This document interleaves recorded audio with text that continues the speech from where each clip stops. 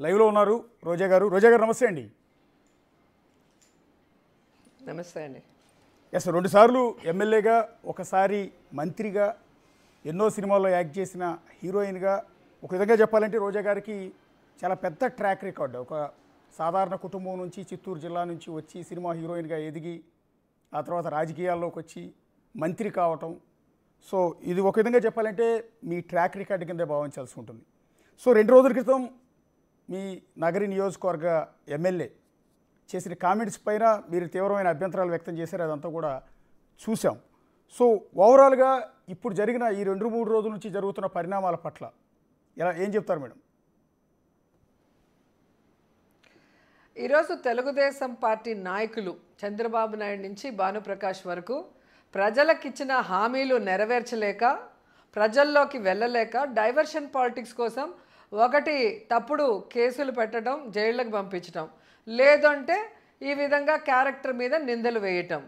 So diversion పాలిటిక్స్లో భాగంగా ఈరోజు భానుప్రకాష్ ఎంత సిగ్గు లేకుండా, ఒక మహిళని చూడకుండా, ఒక డైరెక్టర్ వైఫ్ అని చూడకుండా, ఒక హీరోయిన్ అని చూడకుండా, ఒక ఎక్స్ మినిస్టర్ అని చూడకుండా ఎంత చీప్గా మాట్లాడాడు అంటే అతని క్యారెక్టర్ ఏంటో ఒకసారి అందరూ అర్థం చేసుకోవాలి.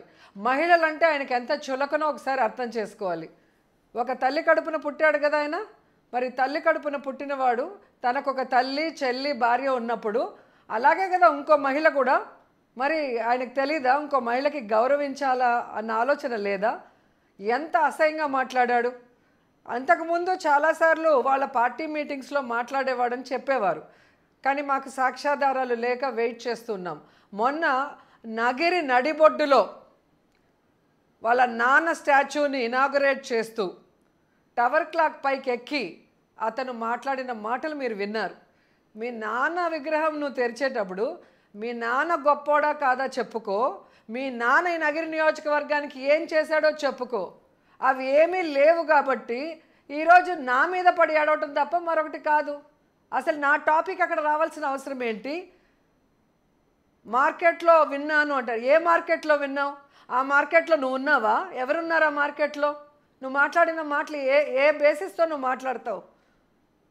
ఒక ఎమ్మెల్యే అయిన తర్వాత ఒక డిగ్నిటీ ఉండాలి.